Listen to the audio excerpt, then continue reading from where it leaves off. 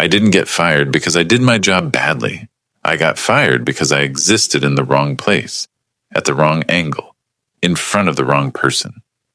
At the company dinner, I bumped into my boss's mother near the ballroom doors.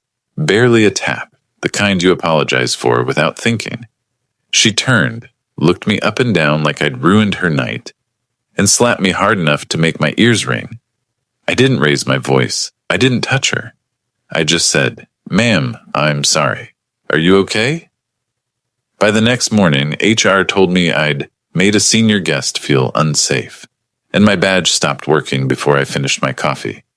My name is Merrick Hale, and until that dinner, I'd built my career on one simple rule.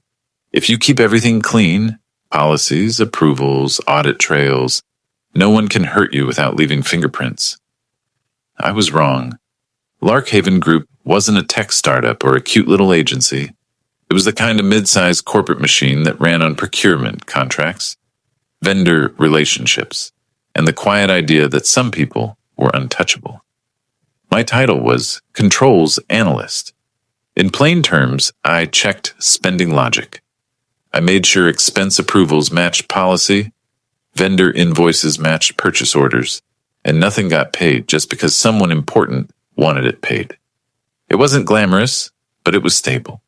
And stability is addictive when you've spent your 20s watching managers play power games like it's sport.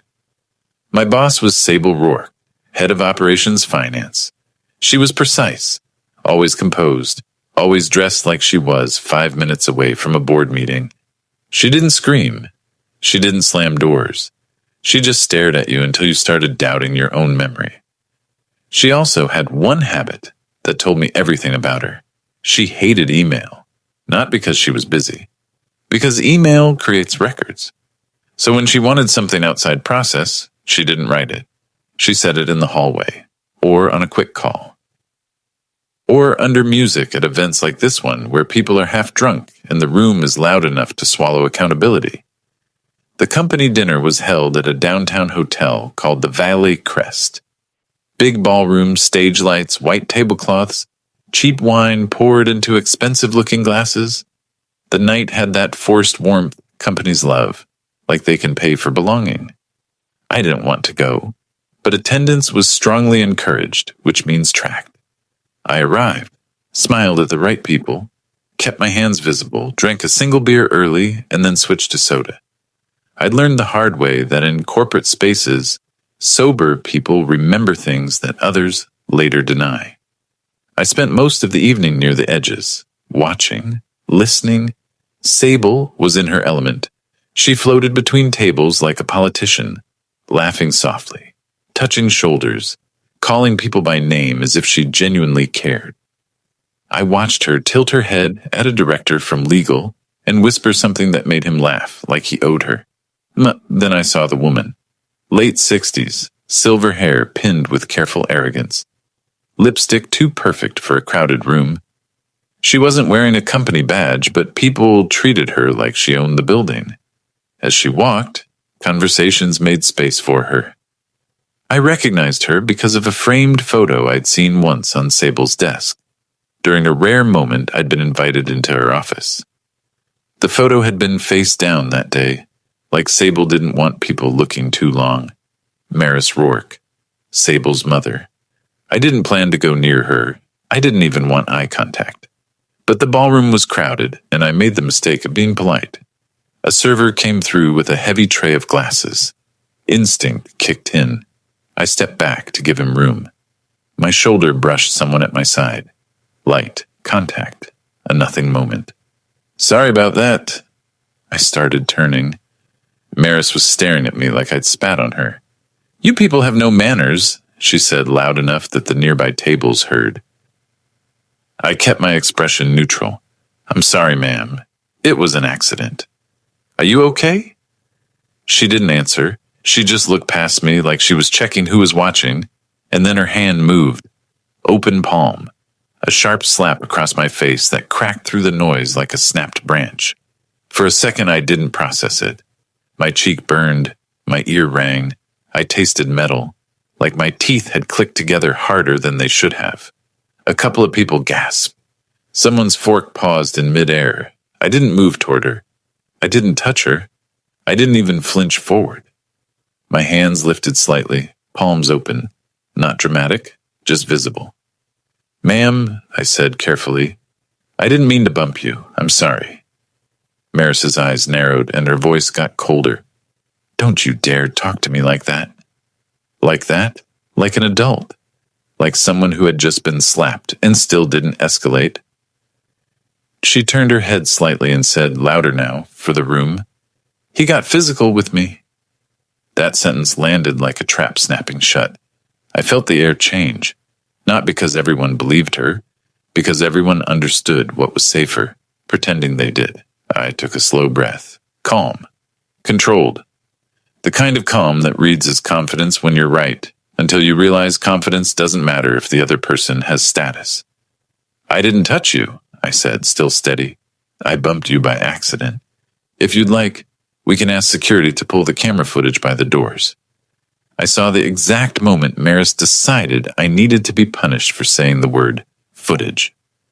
Before she could respond, Sable appeared beside her, fast, composed, eyes sharp. She didn't ask what happened. She didn't look at my face to see the red mark. She went straight to her mother. "Mom," she said softly, like she was soothing royalty. Then her eyes cut to me. "Merrick, outside, now." I followed her into the hallway where the carpet swallowed sound and the hotel lighting turned everyone's skin the same bland color. Sable stopped, angled her body so nobody could see us clearly from the ballroom, and said, voice low, "My mother says you grabbed her." "I didn't," I said. "I stepped back for a server. I bumped her. She slapped me. There are cameras." Sable's gaze hardened. "You're not going to do this," she said. "Do what?" I asked, and I hated how calm I sounded because calm makes people think you don't understand the danger. "Turn this into a thing," she said. "My mother is a guest. You're an employee." I held her eyes. "I want an incident report on record tonight." Sable's mouth curved into a smile that had nothing friendly in it. "No, you don't." And in that moment, I saw the machine behind her, the whole system, the quiet agreements, the unspoken rules that mattered more than written policy. "Go home," she added. "We'll talk Monday." I nodded once because arguing in a hotel hallway with your boss is how you become the problem on purpose. I went back into the ballroom, retrieved my coat, and left without saying goodbye to anyone. I could feel eyes on me as I walked out, but nobody stopped me. Nobody asked if I was okay. Everyone was suddenly fascinated by their plates. Outside, the cold air hit my face and made the burn sting harder. In my car, I sat with both hands on the steering wheel and did the only thing that felt like control. I opened the Notes app on my phone and started writing. Time, location, witnesses, exact phrases, because I didn't know what Sable would do next. But I knew she wouldn't leave this unshaped. That night, I wasn't plotting revenge. I was building a timeline.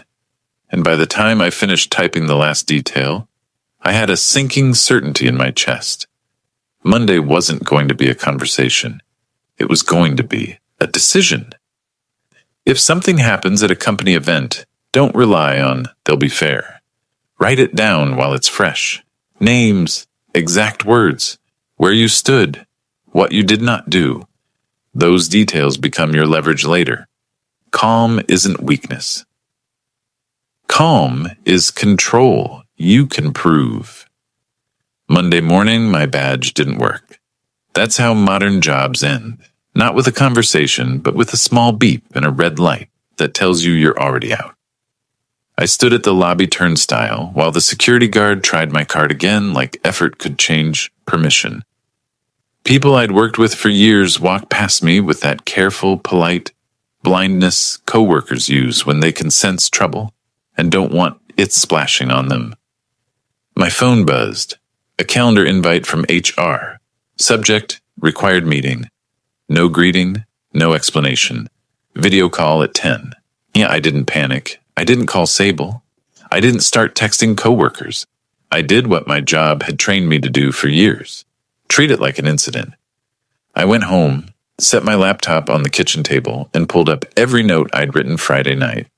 Times, the exact location by the ballroom doors, the words Maris used, the moment Sable said, "No, you don't." I also opened my personal email and drafted a message I hoped I wouldn't have to send. Preservation request. I didn't send it yet. Not because I was unsure, because I knew timing matters. If you send it too early, they prepare. If you send it too late, the evidence expires. At 10, I joined the HR call. 3 faces on screen. Odelia Kress, HR business partner. Soft eyes, hard policies. A woman from employee relations named Janwen Pike, who looked like she'd never smiled at work. And a quiet man from legal named Perrin Vale, who didn't speak at first, which was its own kind of message. Sable wasn't there. Of course she wasn't. Executives don't attend the mess they authorize. They just approve it. Odelia started in that gentle voice HR uses when they want you to believe they're being kind while they cut you. Merrick, this is an official meeting regarding a report we received from the company dinner. I'd like to make a report too, I said calm. I was slapped.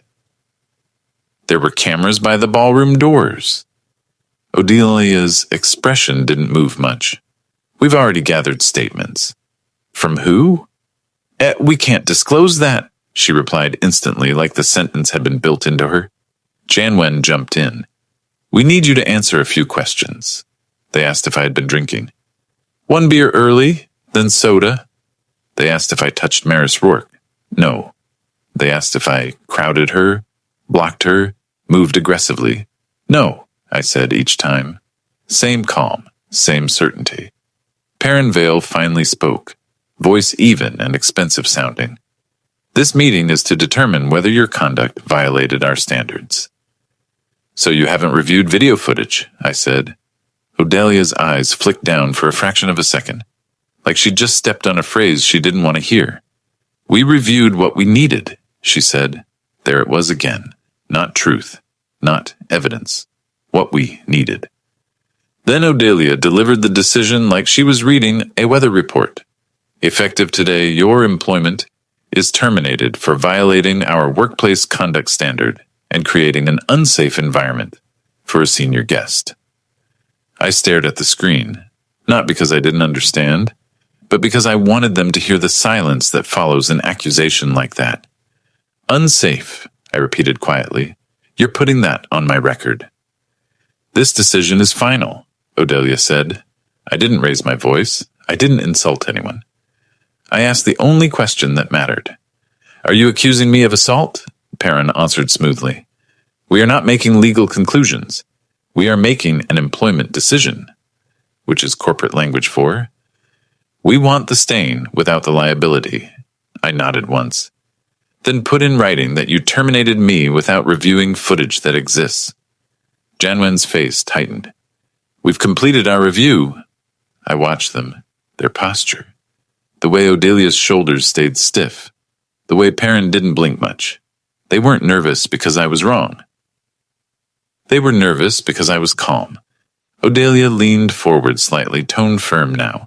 You will receive separation paperwork by email. You are also instructed not to contact Ms. Rourke or other employees regarding this matter.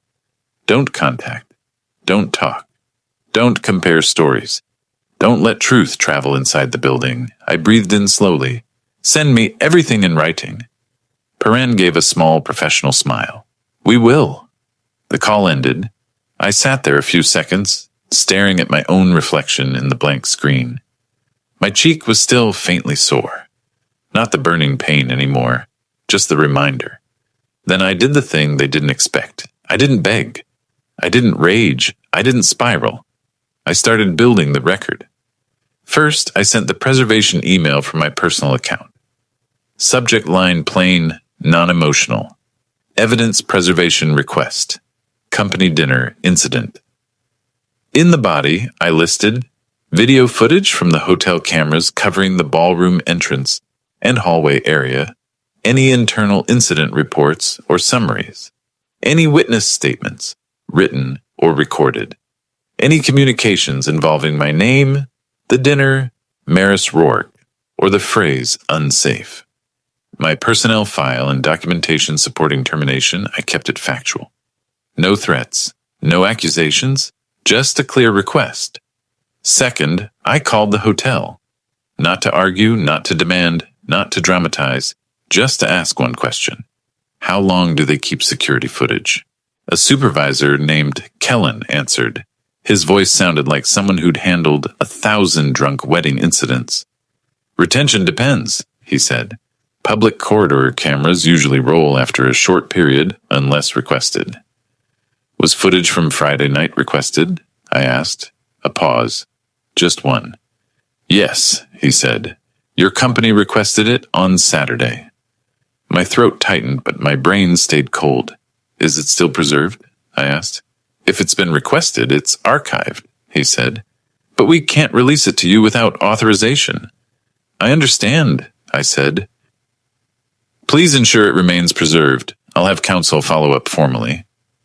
I hung up and sat back. They had requested the footage, which meant they knew it existed, which meant they likely saw it. And they fired me anyway. Not because they didn't know the truth, because they did. And they chose power. I stared at my notes from Friday and realized something else. Something that made my stomach settle into a hard, clean certainty. If they had footage and still used the word unsafe, then this wasn't just about protecting Maris. It was about protecting Sable. Because the story wasn't a woman slapped an employee. The story was the executive's mother assaulted someone at a company event, and the executive tried to bury it. And if that became public inside the company, even just internally, Sable would look weak. So they had to make me disappear fast before anyone asked questions. Before anyone saw my face and thought, he looks like the victim. Before anyone saw the footage and realized HR had lied. I opened my laptop again and started a folder. Names, dates, emails, call logs. And right as I saved the file, my phone buzzed again. A new email from HR separation packet attached. And a line at the bottom that wasn't about money. It was about silence. You agree not to discuss the circumstances of your separation with any current employee or vendor. I read it twice. Then I smiled. Not because it was funny, because it confirmed everything. They weren't paying for my departure. They were paying for my voice. And then as I scrolled further down the packet, I saw a phrase that made my calm sharpen into something colder. Non-disparagement. They didn't want me to say anything, not because I was wrong, because if I spoke with evidence, it would cost them. And I didn't know it yet, but that decision would cost them everything. If a company fires you fast and adds silence clauses immediately, treat it like a red flag.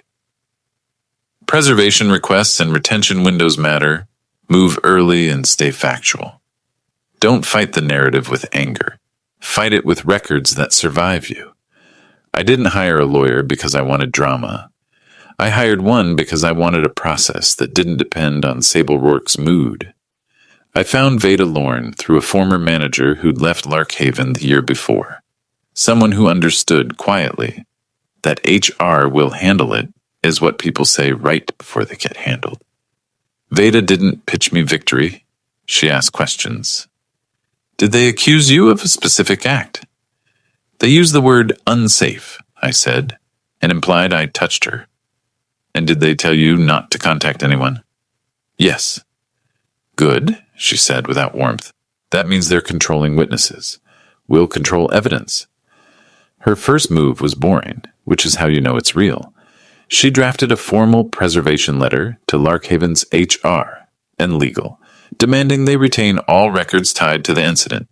Camera requests, internal messages, statements, calendar notes, anything with my name or Maris Rourke's. She also sent a separate letter to the hotel confirming the footage had been archived and must not be overwritten. Then she told me something that hit harder than the firing. Don't talk to anyone from the company, she said. Not because you're wrong, because they want a soundbite. They want you emotional. We stay clean. A few days later, Larkhaven emailed my separation packet. It looked polite until you read it like a person whose job has always been to read things that hide knives. They offered a small severance amount, just enough to tempt a tired person, and in exchange they wanted a full release, non-disparagement, and a clause that said I couldn't discuss the circumstances of my separation with any current employee or vendor. I forwarded it to Veda. She called me back and exhaled once, almost amused. "They're trying to buy time," she said, "and silence." Silence is expensive when the video exists. "The hotel said they requested footage Saturday," I reminded her. "I know," she said. "That detail matters. It proves they had access to evidence early. Can we get the footage?" "Not without leverage," she said. "Right now the company controls release because they requested it. So we create a path where refusing to release it looks worse than releasing it." That's when she asked me to walk through every minute of the dinner again. Where I stood, what I drank, who was near the doors, who might have seen the slap, who might have heard Maris say I got physical. Not for gossip, for a witness map. I told her about the facilities manager I'd noticed by the entrance dealing with the microphone issue. Quillon Spire. Not a friend, just someone who looked like he belonged near the door because he did. I'd seen him before at building walkthroughs, the kind of employee who fixes problems without asking permission. Veda wrote his name down. "I won't contact him directly," I said. "They told me not to." "You won't," she agreed. "I will through the right channels when it's time." That week felt slow from the outside, but under the surface it was all motion. Veda requested my personnel file. HR delayed. Veda requested the full internal investigation notes. HR sent a one-page summary, written like marketing copy. Veda requested the unedited witness statements. HR said they were confidential. Every no was useful. Every refusal built the pattern. They weren't investigating.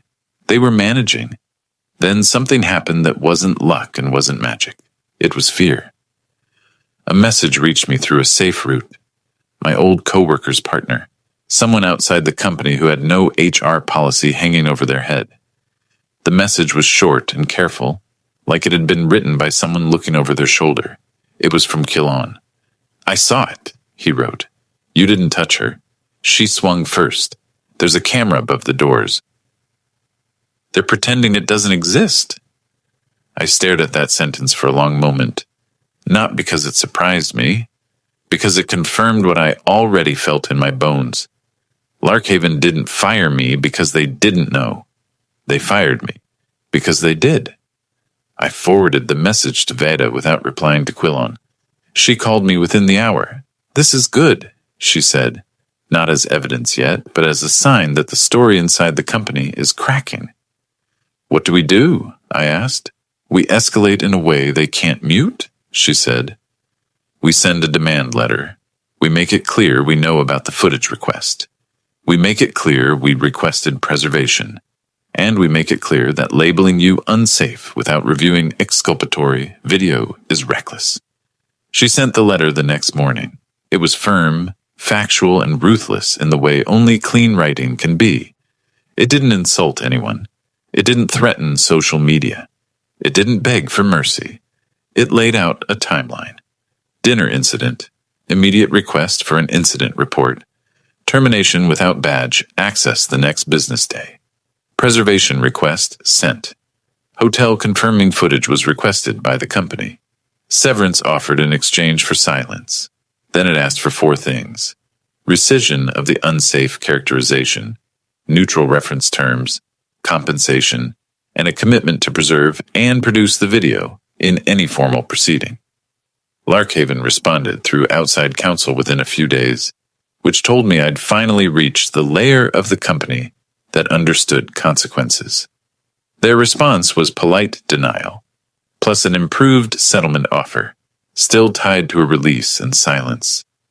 Veda didn't even ask how I felt about the money. She asked a different question. "Do you want a payout?" she said, "or do you want your name cleaned on paper?" I looked at the severance clause again. Don't discuss. Don't contact. Don't disparage. And suddenly I understood what they were actually afraid of. not my anger, my credibility. Because if I kept calm and forced the footage into the light, their whole narrative collapsed. I want it cleaned, I said. Veda's voice stayed level. Then we file with an agency that has discovery tools. Once they're compelled, the video becomes a fact, not a favor. After we filed, the silence from Larkhaven changed. It wasn't confident anymore. It was tight.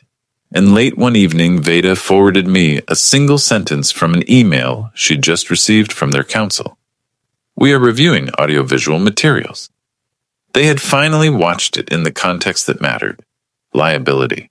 And that was the moment I knew the next phase wouldn't be about whether I was fired. It would be about what they did to justify it. When a company offers money plus silence, read it as a signal. They're managing risk, not truth. Let counsel create the paper trail. Your job is to stay consistent, calm, and documented. If evidence exists, push the dispute into a process that can compel it, because voluntary honesty is rare under pressure. By the time mediation was scheduled, I could feel the company's posture change, like an animal that realized the thing it tried to bury was still moving. Larkhaven didn't suddenly become fair. They became careful. Their outside counsel sent a long email full of soft phrases, context, misunderstanding, good faith, appropriate action. Then they attached a summary of what they called their internal findings. It wasn't a report. It was a story. They claimed I escalated an interaction with a senior guest. They claimed I ignored social cues and created fear. They claimed termination was necessary to protect event attendees. They never wrote the one thing that would have mattered, what the camera showed. Veda read the attachment once, then slowly again, her finger tracing the same pattern I'd spent years catching in invoices. Selective evidence, curated witnesses, language designed to imply violence without stating it. They're building a narrative that survives without video, she said, which means they're still hoping the video never gets played. And if it does, I asked, then everything they wrote becomes a liability, she said, because it shows intent. They were forced to produce materials through the administrative process. Not everything. Companies always try to hide behind privacy and internal privilege, but enough to expose how they'd shaped the case. The witness list they submitted was telling. Most statements were from people seated at tables, people who heard a commotion but didn't see the contact, people who saw me standing there after the slap and assumed the loudest person must be right. No statement from the server I stepped aside for. No statement from anyone at the doorway. No statement from the hotel staff. They weren't lying outright. They were doing something worse, using partial truth, like a weapon. Then Veda received confirmation from the hotel that the footage was still preserved and ready for release, upon proper legal request. Larkhaven couldn't claim it had been overwritten. They couldn't pretend it never existed. So they pivoted again. They offered a higher settlement, still tied to silence. When that didn't work, they tried intimidation dressed as courtesy. We would prefer to resolve this amicably, their attorney wrote, rather than pursue a contentious path that could damage reputations. Veda forwarded it to me with one line. They're afraid the reputations that get damaged won't be yours. Mediation took place in a neutral office suite, the kind with beige walls and bottled water that tastes like plastic. The mediator was professional and quiet, the type who'd seen every human emotion reduced to paperwork. Larkhaven arrived with 2 attorneys and a binder. They sat like they owned the room. Sable did not attend, but Maris did. When I saw her walk in, I understood something immediately. She wasn't here to make peace. She was here to reclaim dominance, like showing up was proof she was untouchable. She wore expensive perfume and a calm face. No apology, no shame. Just that look of insulted authority, as if she couldn't believe this was still happening. Veda and I sat across from them. She placed our folder on the table. Thin compared to their binder, but she didn't look smaller. She looked prepared. The mediator opened with procedural basics. Then Larkhaven's attorney began. He described the dinner as a celebratory event. He described Maris as a respected guest. He described me as an employee who behaved inappropriately and caused distress. He used the word unsafe twice. He spoke for several minutes without mentioning the slap. When he finished, Veda nodded politely like she'd just listened to a weather forecast. "Thank you," she said. "We agree that workplace events require safety. That's why evidence matters. Shall we view the footage?" The room tightened. Their attorney blinked once, then said, "We don't believe it's necessary." The mediator leaned forward slightly. "If the footage exists, it seems relevant." Their attorney tried to keep his tone casual. "The company already made its decision based on statements." Veda's voice stayed calm. "So your position is that the company fired an employee for making the guest feel unsafe, while withholding and refusing to disclose the most direct evidence of what happened." Nobody interrupted. Even Maris stayed quiet, lips pressed. The mediator looked at Larkhaven's counsel. "Do you have the footage available today?" A pause. "Yes," he admitted.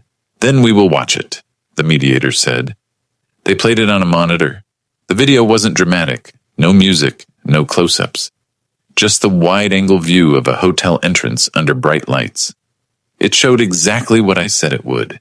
Me stepping back for a server, my shoulder brushing Maris lightly. My immediate turn, hands visible, posture open, Maris's hands snapping across my face. The way she leaned into the crowd after, performing her offense. The way I didn't move toward her. The way I didn't touch her. And then, the most damaging part for Larkhaven, because it revealed motive. Sable arriving fast. Not checking on me, not de-escalating her mother, but pulling me aside like I was the problem that needed removing. The room didn't explode. It went quiet, in the way that means everyone is doing math. Maris moved first, voice sharp. "That camera angle?" The mediator lifted a hand gently. "Ma'am, the footage is clear."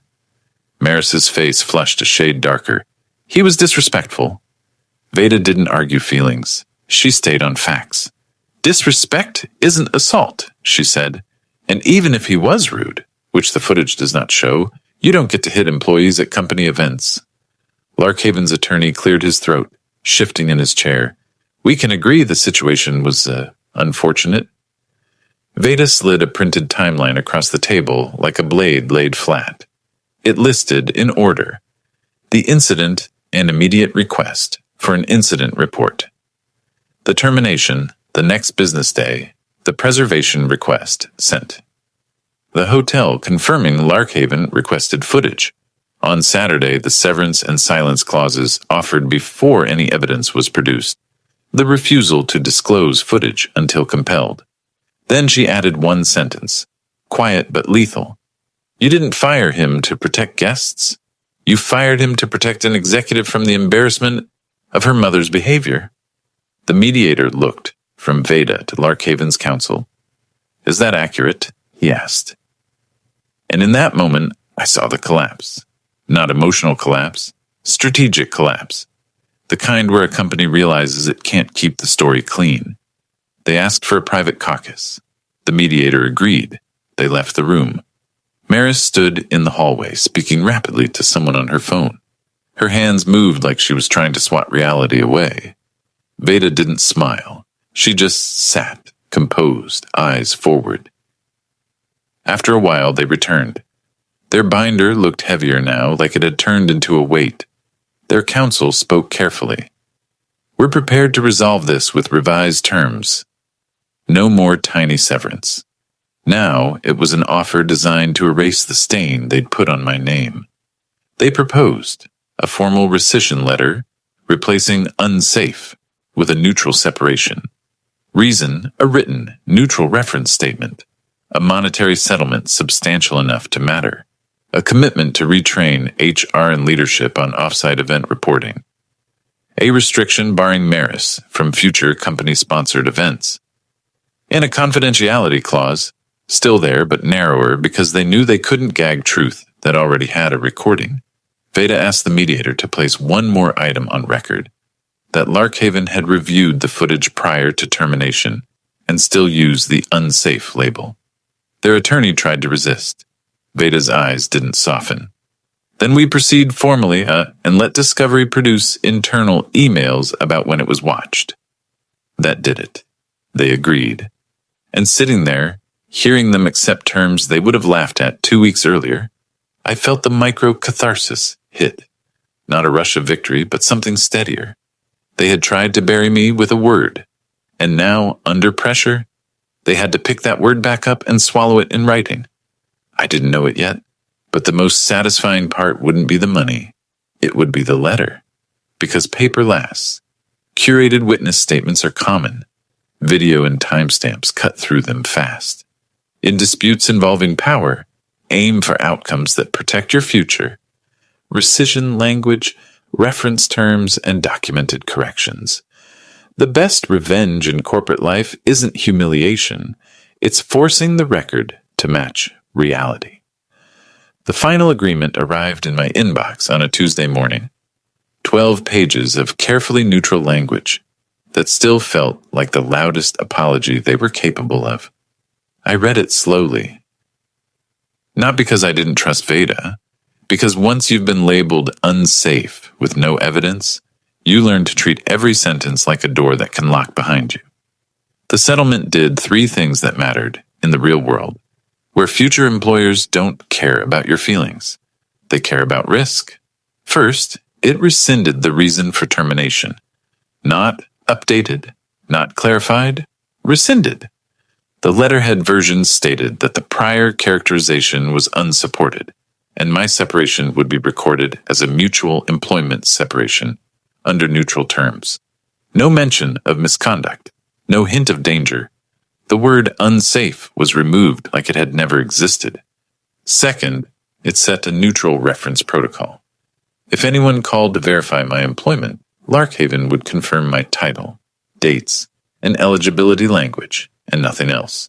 No whispers, no coded warnings, no between-us stories told by HR with a careful tone. Third, it forced a distribution correction internally. Anyone who had received the original allegation inside the company, HR, employee relations, operations leadership, would receive the rescission notice. They couldn't pretend they'd never said it. They had to unwind the poison they'd poured. There were other pieces too: compensation, a narrow confidentiality clause, and a mandatory policy retraining on off-site event reporting. But one clause stood out because it was so blunt it felt personal. Rourke was prohibited from attending future company-sponsored events.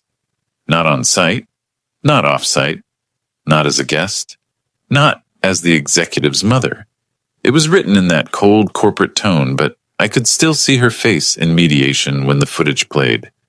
How she tried to argue disrespect like it justified her hand. That clause wasn't about me. It was about stopping the next slap from becoming the next lawsuit. Sable never spoke to me, not once.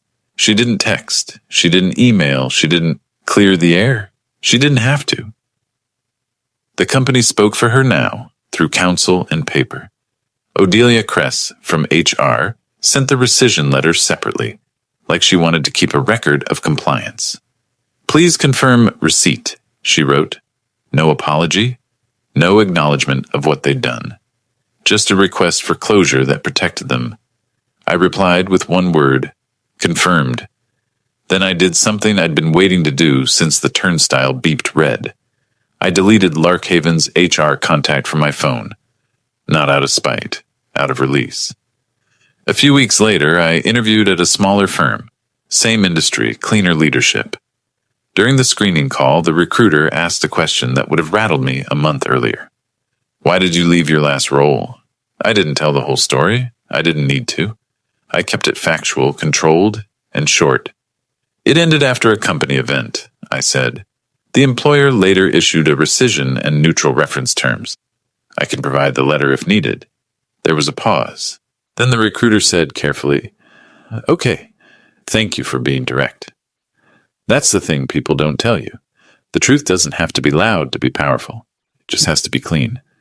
I started the new job within a month. Better pay, better culture, less hierarchy theater. On my first week, the CFO told me something that almost made me laugh. "We like people who document," she said. "It keeps us honest." I smiled and nodded because the irony was almost poetic. A few months after that, I ran into Killon Spire at a grocery store near my old neighborhood. He was pushing a cart with a case of sparkling water and looked surprised to see me. He didn't offer sympathy. He offered respect. "Glad you didn't let them bury it," he said. "I didn't," I replied. "I just made them carry it themselves." Quillon gave a tight smile. "How's the cheek?" "Fine," I said. It taught me something. And that was the real end of it. Not the settlement, not the money, not the policy retraining. The lesson was the part that stayed, because the slap wasn't the worst moment. The worst moment was watching how fast a whole department decided that truth was optional if the right person was embarrassed. That's what changed me. I used to believe being calm was the shield. Now I know calm is just the posture. The shield is paper. Here's the clean final ledger. No missing pieces, no unanswered questions. Maris slapped me at a company event. HR fired me and labeled me unsafe to protect status. The hotel footage proved I never touched her. The company had to rescind the allegation in writing, correct the internal record, and pay to fix the damage. Maris was barred from future events.